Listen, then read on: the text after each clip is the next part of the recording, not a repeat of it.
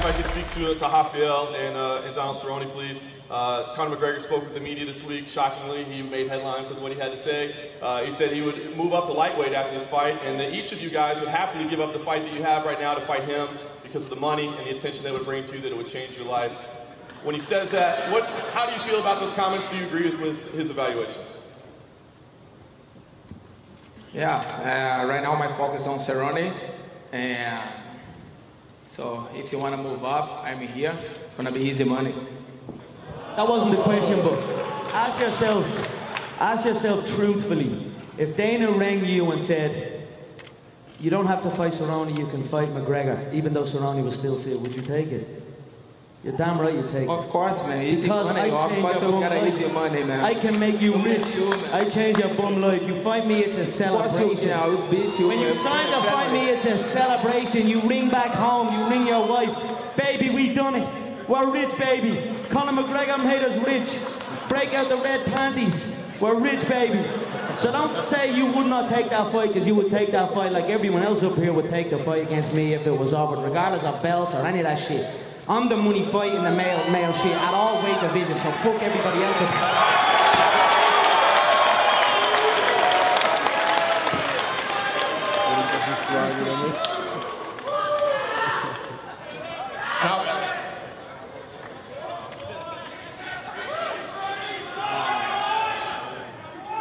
Yeah. It's red panty night when you decide to fight me, yeah? Back at home with your wife.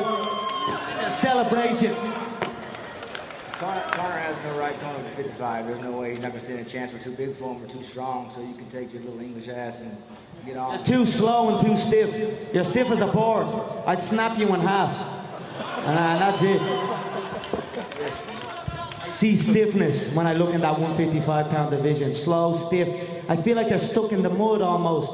The featherweights, they hit like flyweights. So it's nice down there just destroying them and killing that whole division. But I have my eye on that 155 division and I see them all stuck in the mud in there. So we'll see over time. But guess what? Have I been wrong yet? Have I been wrong yet? No. You have a monster right here at 45, Otto, about to beat your ass. You beat nobody. You think you're going to come to 155 and make a statement? Come on, man. Sit the fuck down.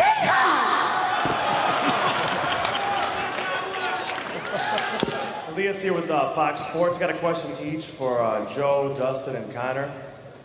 Joe, you're finally getting attention at big events like this. Another spin-off of my name. You're welcome, Dana and Lorenzo and Frank. You're welcome. All right. So, Joe, you're a part of big events, the likes of which Conor seems to really relish and enjoy. For you, so far, how do you feel? Are they giving you extra energy, or is it just part of the job so far?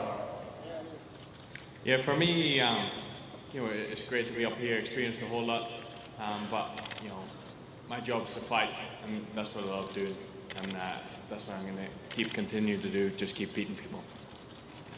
Thanks, Joe. And Dustin, obviously you've got a huge fight right here, and a big challenge. Is any small part of this fight, though, an extra appeal in your mind, like the idea of getting a rematch with Conor? You said you wanted it. Duffy is his own challenge in right, but being that he's the last guy to beat Conor, does that add any extra fuel to the fire for you? I said it's the only appeal.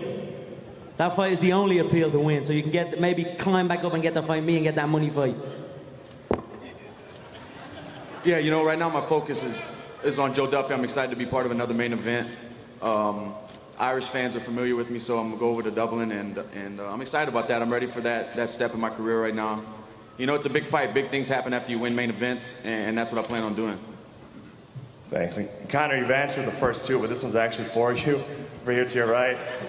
Obviously, you've got bigger things on your mind and in your mind, but if the fight made sense money-wise eventually, would you like to avenge that loss to Joe Duffy? 100%. If the money's right, if he can climb up, and this is a great opportunity for each man to climb back into the lottery ticket. You know what I mean? So.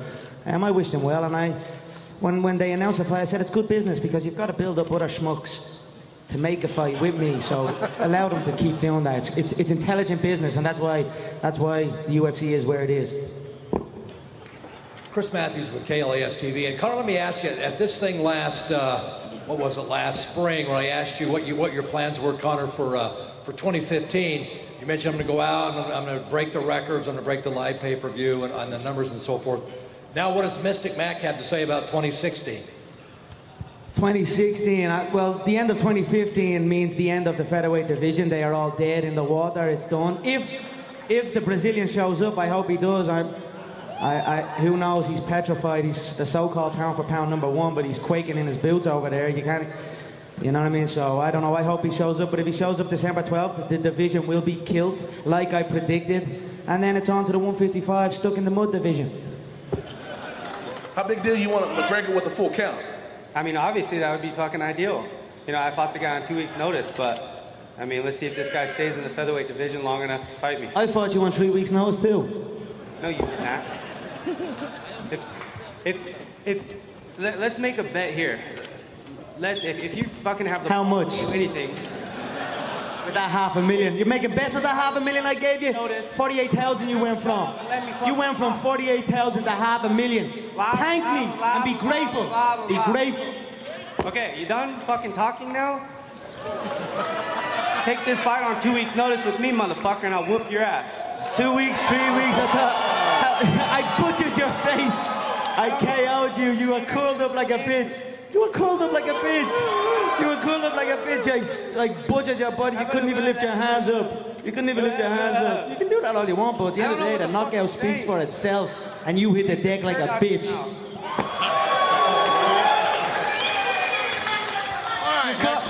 I wanted to speak to you.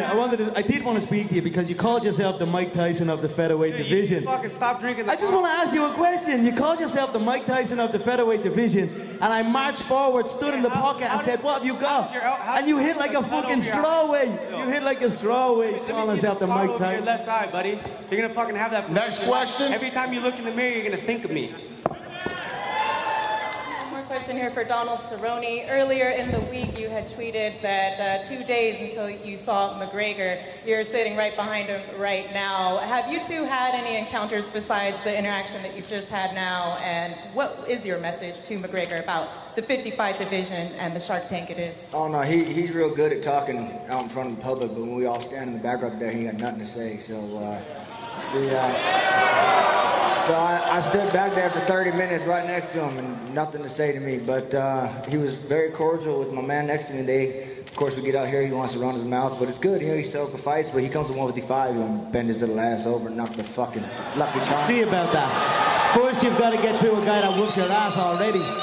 So why would I waste my time with a guy, you're fighting a guy that whooped your ass next, so you got to come through that, and let me say, and then I'll consider, I'll check the numbers, I'll discuss it with Frank, and I'll decide whether I'll change your bum life as well.